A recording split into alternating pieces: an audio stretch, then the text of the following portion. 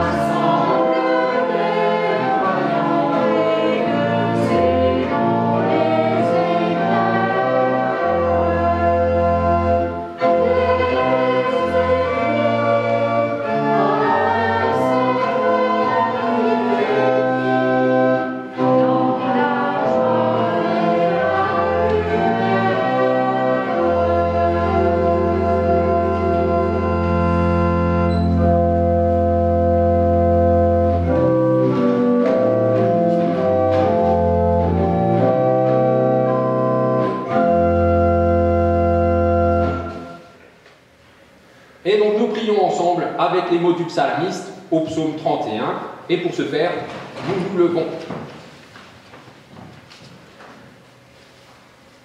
Seigneur, c'est en toi que je trouve un abri, que jamais je n'ai honte. Par ta justice, donne-moi d'échapper. Tends vers moi ton oreille, délivre-moi vite. Sois pour moi un rocher fortifié, une place forte, pour que je sois sauvé. Je te confie mon souffle. Tu m'as libéré, Seigneur, Dieu de loyauté. Mon allégresse, ma joie, je les trouve en ta fidélité. Car tu vois mon affliction, tu connais mes détresses. Fais-moi grâce, Seigneur, car je suis dans la détresse. Ma vie s'épuise dans le chagrin, mes années dans les soupirs. Ma force vacille à cause de ma faute. Mes os sont rongés. Sois pour moi un rocher fortifié, une place forte, pour que je sois sauvé. Car tu es mon rocher, ma forteresse. À cause de ton nom, tu me conduiras, tu me dirigeras. Er sei dem Vater. Er sei dem Vater.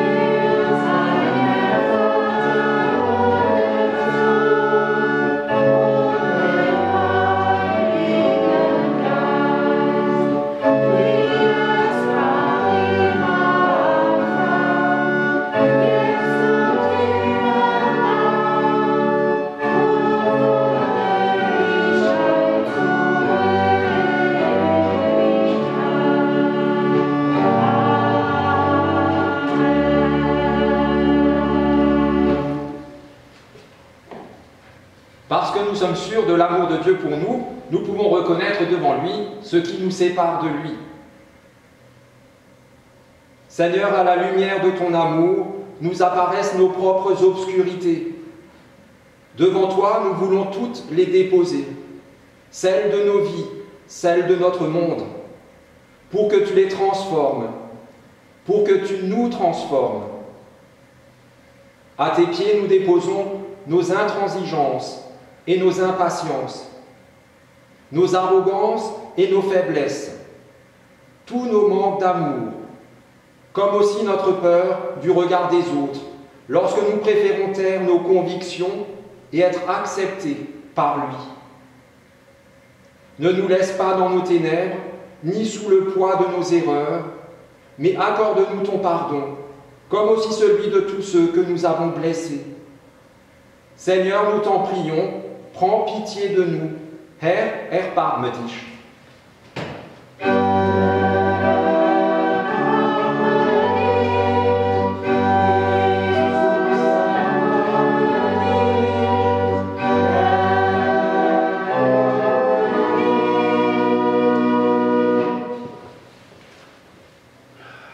À celui qui aime Dieu, voici ce qu'il proclame à son intention par la bouche de l'apôtre Paul. Cette parole est certaine. Si nous sommes morts avec Jésus le Christ, nous vivrons aussi avec lui. Si nous persévérons, nous régnerons aussi avec lui. Si nous manquons de foi, lui demeure digne de confiance. Dans son amour infini, Dieu nous met au cœur l'assurance de son pardon, et dès à présent, il nous donne d'entrer dans la joie de sa présence. Pour cette grâce insondable, chantons-lui notre reconnaissance, exaltons le Seigneur. Ehre sei Gott in der Höhe.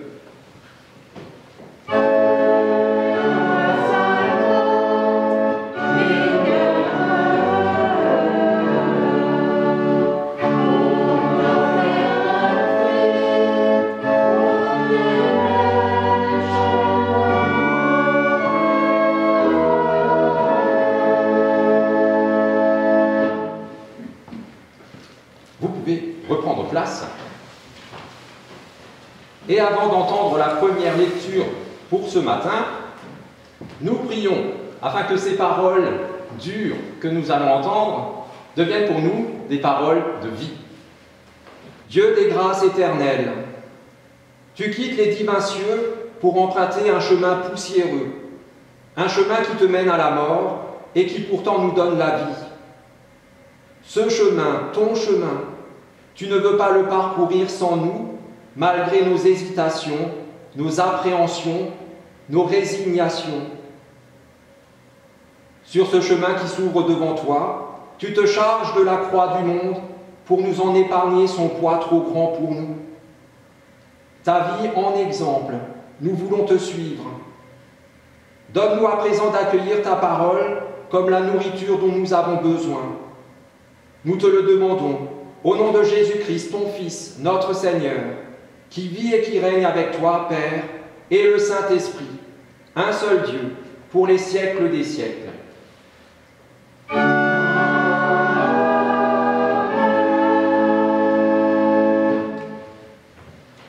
Alors j'ai annoncé une lecture, un texte, des paroles dures. Vous me direz ce que vous en pensez, il faut juste que je les retrouve, c'est celle-là. Dans le livre du prophète Amos, au chapitre 5, voici ce que dit Dieu. « Je déteste vos pèlerinages. Je ne veux plus les voir, dit le Seigneur. Je ne peux plus sentir vos cérémonies religieuses, ni les sacrifices complets que vous venez me présenter. Je n'éprouve aucun plaisir à vos offrandes de grains. Je ne regarde même pas les veaux gras que vous m'offrez en sacrifice de communion. Cessez de brailler vos cantiques à mes oreilles. Je ne veux plus entendre le son de vos harpes. Laissez plutôt libre cours au droit, que la justice puisse couler comme un torrent intarissable. »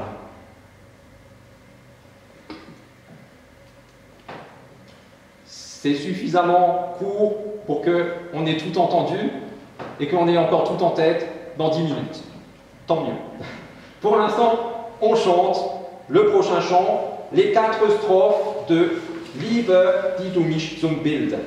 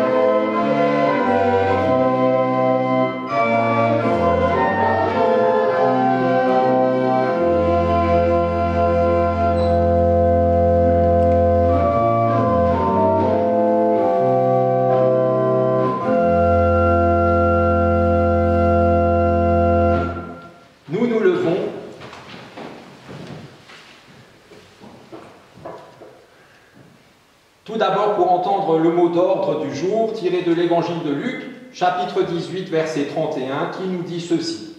C'est Jésus qui parle. « Nous montons à Jérusalem. Tout ce qui a été écrit par l'entremise des prophètes au sujet du Fils de l'homme, tout s'accomplira. » Acclamons l'évangile en chantant « Alléluia ».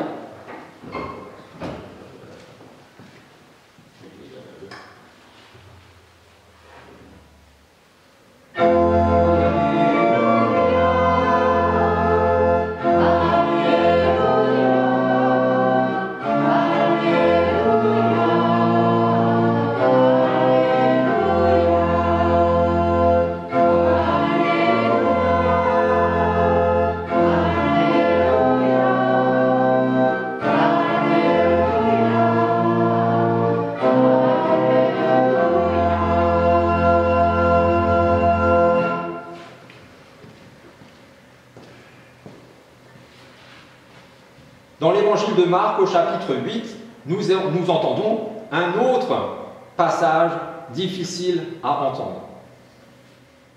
Ensuite, Jésus se mit à donner cet enseignement à ses disciples. « Il faut que le Fils de l'homme souffre beaucoup. Les anciens, les chefs des prêtres et les maîtres de la loi le rejetteront. Il sera mis à mort et après 3 jours, il se relèvera de la mort. » Il leur annonçait cela très clairement.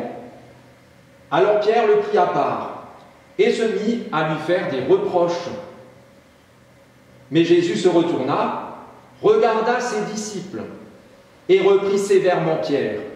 « Va-t'en loin de moi, Satan, dit-il, car tu ne penses pas comme Dieu, mais comme les êtres humains. » Puis Jésus appela la foule avec ses disciples et dit à tous, « Si quelqu'un veut venir avec moi, qu'il cesse de penser à lui-même et qu'il porte sa croix et me suive. En effet, celui qui veut sauver sa vie la perdra, mais celui qui perdra sa vie pour moi et pour la bonne nouvelle la sauvera. À quoi sert-il à un homme de gagner le monde entier si c'est au prix de sa vie? Que pourrait-il donner pour racheter sa vie?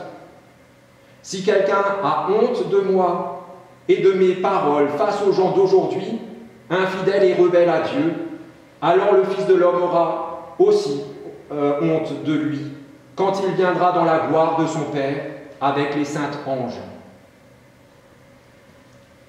Seigneur, ta parole est la vérité, enseigne-nous à marcher selon ta vérité. L'Obsaldir au Christ.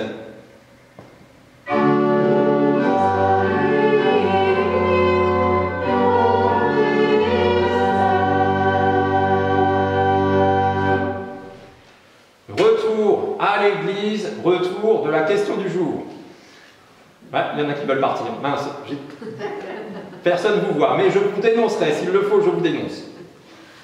La question du jour, vous qui êtes parents, avez-vous déjà été obligé d'être sévère avec vos enfants? Oui.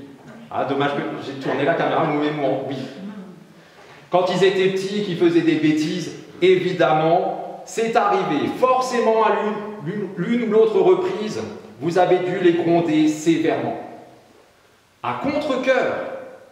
Mais vous n'aviez pas le choix. Surtout si dans l'une ou l'autre situation, ils se mettaient vraiment en danger. Quand on est parent, parfois, on n'a pas le choix. On doit être sévère avec nos enfants. Ça fait partie du job de parent. Vous signez aussi pour ça. Alors peut-être que l'un ou l'autre d'entre vous dira « Mais tout le monde n'est pas parent. » C'est vrai, mais tout le monde est enfant. Alors il y a aussi encore des exceptions, il y a des gens qui ne connaissent pas leurs parents, mais même, cette question fonctionne aussi avec les parents, mais on va préciser, d'un certain âge. Comme là on pensait plutôt aux enfants d'un certain âge, on va penser aux parents d'un certain âge.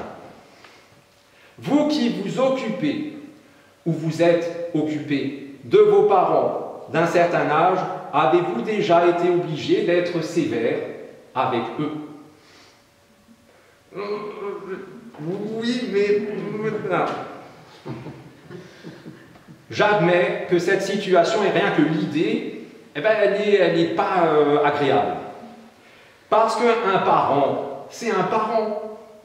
Et l'enfant, comment est-ce qu'on peut imaginer qu'il y a un retournement de situation et que l'enfant doit être sévère avec son parent? Ça, c'est bizarre. Ça fait vraiment bizarre.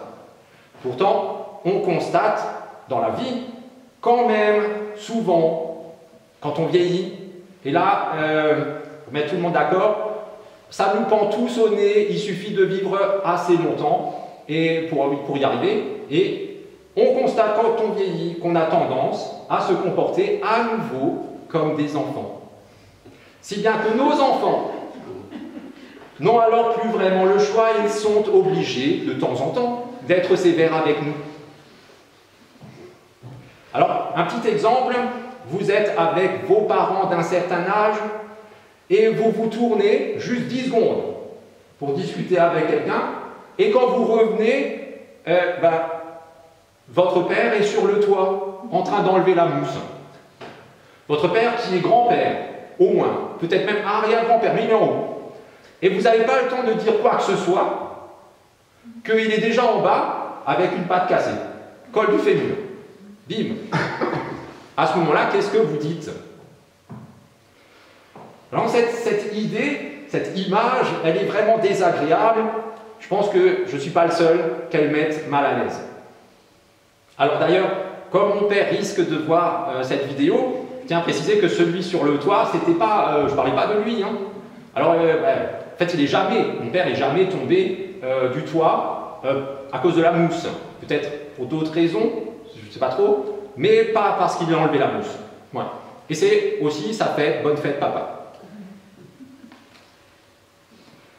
Quand on est l'enfant de quelqu'un d'un certain âge, parfois on n'a pas le choix, on doit être sévère avec lui, même si c'est fortement désagréable, même si ça ne sert pas forcément à grand chose. Hein, vous savez, quand vous essayez de raisonner votre parent, laissez tomber. Même si c'est pas logique, ça fait aussi partie du job d'enfant. On n'a pas signé, mais on n'a pas le choix. Une autre question, qu'est-ce qui motive cette sévérité? Pourquoi, alors qu'on n'en a absolument pas envie, accepte-t-on d'être quand même sévère? Dans les deux cas, parents vers enfants, enfants vers parents, pourquoi est-ce qu'on est parfois sévère avec l'autre? Et là, il faut absolument que vous me répondiez, sinon on ne peut pas continuer. Parce qu'on les aime. Et voilà, c'est aussi simple que ça, parce qu'on les aime. C'est juste ça. Alors oui, c'est aussi parce que une bêtise, plus une bêtise, plus une bêtise, ça commence à bien faire. Hein. À un moment, il y a le ras-le-bol, mais ce n'est pas la raison principale. Par exemple, gronder sévèrement son enfant parce qu'il vient, pour la première fois, de jouer avec des allumettes. C'est pas pareil que de gronder sévèrement le voisin qui, depuis 10 ans, fait faire à son chien ses besoins sur votre pelouse, tous les jours. Vous allez gronder l'un et l'autre, mais c'est pas pareil. Parce que si votre enfant se brûle avec cette première allumette, ça va vous faire mal à vous aussi. Et s'il se brûle gravement, parce que jouer avec des allumettes, ça peut finir dramatiquement, vous aurez plus que mal. Vous serez vous-même meurtri dans votre chair, détruit, même anéanti. Alors que si le chien du voisin qui depuis 10 ans fait ses besoins sur votre pelouse, un jour, par hasard, c'est manque de bol, il a une gastro carabinée, le vétérinaire ne peut rien faire pour lui, il est trop vieux, il faut le piquer. Hop, ça va vous faire un peu de peine quand même pour ce pauvre toutou qui n'y peut rien si son maître est un imbécile. Mais vous allez vite retrouver le sourire quand vous verrez votre pelouse bien verte au prochain printemps. Alors là, vous vous demandez peut-être où est-ce que tout cela nous mène. Ces parents qui grondent les enfants, ces enfants qui grondent les parents, ces allumettes qui sont dangereuses, ce toutou malheureux, tout simplement à l'évangile du jour. La bonne nouvelle pour aujourd'hui, une bonne nouvelle qui n'est pas agréable à entendre. Déjà, la première lecture qu'on a encore, ça fait à peu près 10 minutes, hein, on l'a encore bien en tête. Cette déclaration de Dieu dans la bouche du prophète Amos, ça fait mal, non? Non? Enfin, ça fait mal. Ça fait mal si on prend ces paroles pour soi. Si on pense que ça s'adresse surtout aux autres, d'ailleurs rien qu'aux autres qui, eux, le méritent bien, parce que vraiment, il faudrait leur dire une bonne fois pour toutes, et leur taper un peu sur les doigts, nous, ça va. On trouve même que c'est juste que les autres se fassent un petit peu remonter les bretelles par Dieu, il serait temps d'ailleurs, et ça serait que justice. Mais quand je me rends compte que ces paroles qu'on a entendues ensemble s'adressent à moi, du coup ça va moins bien. D'un coup, je trouve même que c'est un tout petit peu rude quand même. Il aurait pu le dire peut-être avec un peu plus de... Enfin, prendre des gants quand même. Je mérite quand même pas d'être grondé aussi sévèrement. Alors, je sais que vous l'avez en tête, mais on va quand même reprendre 2-3 petits exemples de ce qui est dit dans cette première lecture. Je ne peux plus sentir vos cérémonies religieuses. Pour notre culte de retour, ça fait mal. Je le traduis pour ceux qui n'aiment pas trop le français comme ça, plus un français qu'on comprend. Vos cultes puent. C'est ce qui est dit. Hein. Vos simagrées, vos comédies, j'en ai ras-le-bol, je n'en peux plus. Arrêtez. Il dit aussi, et ça aussi pour notre culte de reprise, pour nous qui chantons de tout cœur et tout ça, cessez de brailler vos cantiques à mes oreilles. Je n'en peux plus, je saigne. Je ne veux plus entendre le son de vos harpes. À l'époque, il n'y avait pas d'orgue, mais s'il avait entendu ça, ou s'il entend ça, il le met dedans. Ni vos voix, masques ou pas. Taisez-vous, arrêtez. Vous êtes sans doute comme moi, vous préférez nettement entendre l'Évangile quand il nous dit l'amour qui réconforte, qui console, qui guérit, plutôt que cet Évangile qui soulève ce qui ne va pas, ce qui fait mal, ce qui attriste, ce qui blesse. Et c'est pourtant, quand même, encore l'Évangile. On oublie peut-être tout simplement que juste comme nous, pour nos enfants ou pour nos parents d'un certain âge, mais parfois Dieu n'a pas le choix. Et juste comme nous, à contre-cœur, Dieu se résout à nous gronder sévèrement parce qu'il nous aime. Parce que tout ce qui va nous faire mal, mais va lui faire encore plus mal à lui. Parce que tout ce qui menace notre vie menace ce à quoi lui, il tient le plus au monde, notre vie. Alors dans la deuxième lecture, quand Jésus reprend Pierre sévèrement, quand il le gronde sévèrement, ce n'est pas parce que Pierre l'a lui-même grondé sévèrement. Il ne lui dit pas « Eh oh, mais tu sais à qui tu parles? C'est moi le boss, hein. C'est moi le chef. Toi tu te tais, tu fais ce que je te dis, allez hop hop hop ». Quand Jésus gronde sévèrement Pierre, il sait que Pierre n'est que le porte-parole de ce que tous les autres pensent. Ils se sont mis d'accord, hein. Pierre, vas-y, va lui dire qu'il raconte des bêtises. On l'a lu, Jésus regarde les autres disciples avant de dire quoi que ce soit à Pierre. Il les regarde dans les yeux et il voit que ce sont exactement leurs pensées et leurs paroles à chacun d'eux. Et il a vu qu'aucun d'eux n'accepte que Dieu soit Dieu. Ils ont beau le suivre depuis des années, ils ont beau confesser, comme Pierre qui s'est fait le porte-parole là aussi, que lui, Jésus, il est le Christ, le Sauveur du monde. En fait, ils n'acceptent pas de suivre son chemin, de suivre sa volonté et encore moins d'aimer comme lui, il aime. Ils sont plutôt du genre à dire « Dieu a un plan, grand bien lui fasse, mais on va pas faire comme ça, on va faire autrement. » Parce qu'entre nous, Jésus, franchement, le plan de Dieu, disons-le, il est nul. C'est nul. Nous, on a beaucoup mieux. Vous êtes prêts, les gars? Allez. Tout le monde a sa boîte d'allumettes. On monte sur le toit et on enlève cette mousse. Zou. Ce qui ne va pas, c'est l'attitude de Pierre et de compagnie qui n'est pas celle d'un disciple ou de disciples. Comme ne l'était pas l'attitude du peuple d'Israël à l'époque du prophète Amos. Alors ça, c'est eux, il y a longtemps, et nous. Ben, notre attitude à l'égard de Dieu n'est pas toujours celle de disciples. Nous sommes souvent comme des enfants qui jouent avec le feu, pensant que c'est comme ça qu'on devient autonome, et que c'est en fait ça le but de la vie. Nous sommes souvent comme des personnes d'un certain âge qui refusent de perdre l'autonomie illusoire sur laquelle nous avons bâti notre vie. Et ça fait souffrir Dieu parce qu'il nous aime. Et ça fait réagir Dieu parce qu'il nous aime. Il ne va pas faire « je m'en fous ». Et ça fait qu'il nous gronde, même sévèrement, parce qu'il nous aime. On l'a dit, par amour.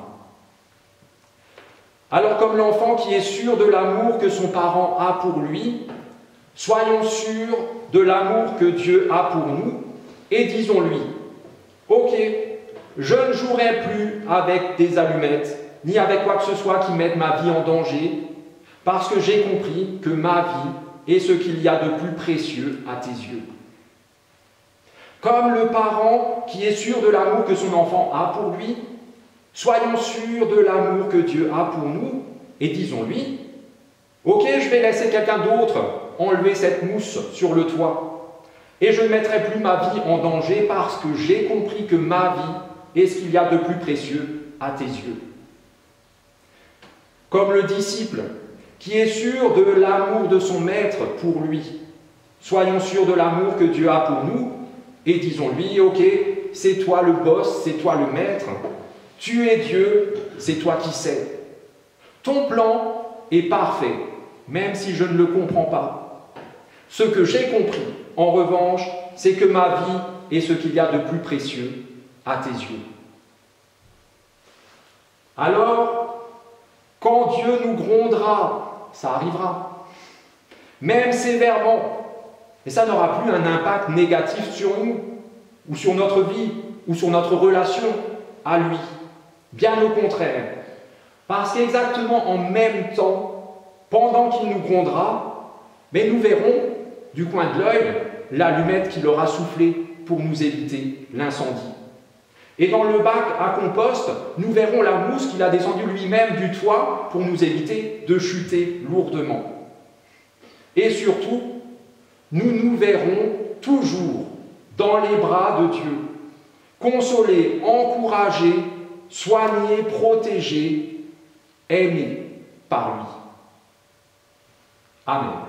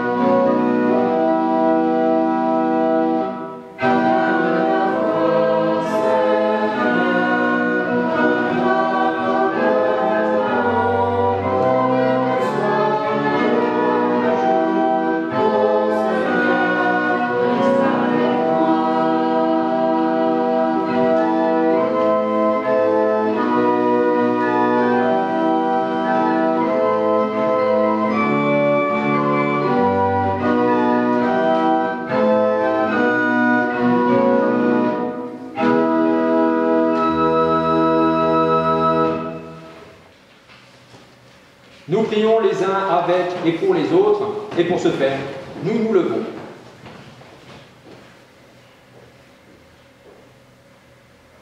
Dieu des grâces éternelles, parmi nous certains n'ont plus la force de faire face aux luttes du quotidien. C'est pourquoi nous te prions, sois leur force.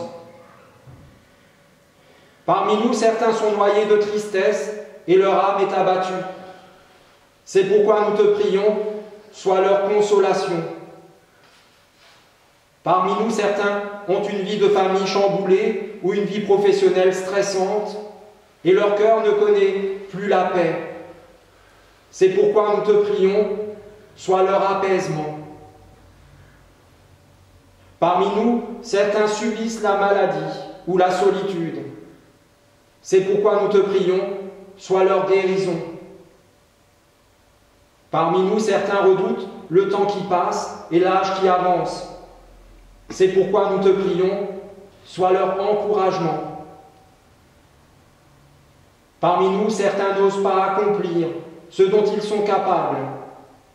C'est pourquoi nous te prions, sois leur motivation.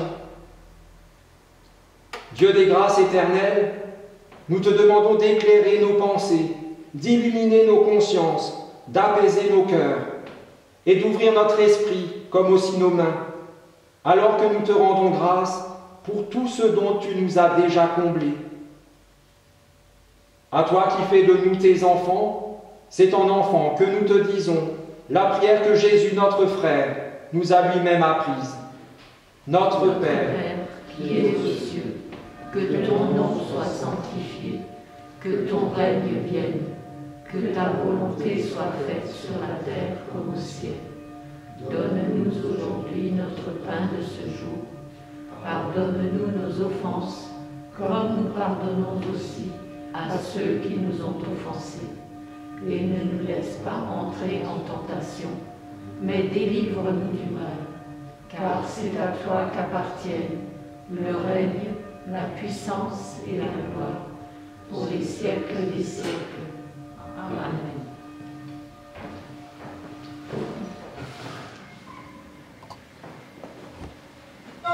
Yeah.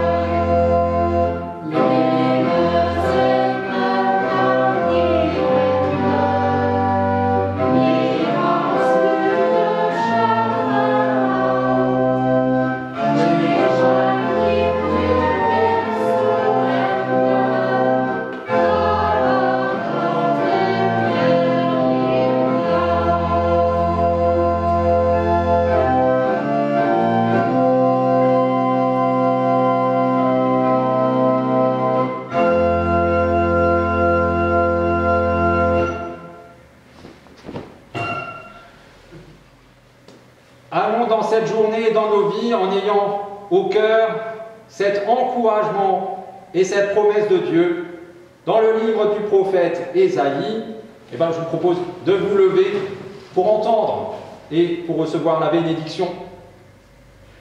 Voici le jeûne tel que je l'aime. C'est libérer les hommes injustement enchaînés. C'est les délivrer des contraintes qui pèsent sur eux. C'est rendre la liberté à ceux qui sont opprimés. C'est supprimer tout ce qui les tient esclaves. C'est partager ton pain avec celui qui a faim. C'est ouvrir ta maison aux pauvres et aux déracinés. C'est fournir un vêtement à ceux qui n'en ont pas et ne pas te détourner de celui qui est ton frère. Alors ce sera pour toi l'aube d'un jour nouveau. Ta plaie ne tardera pas à se cicatriser. Le salut te précédera et la glorieuse présence du Seigneur sera ton arrière-garde.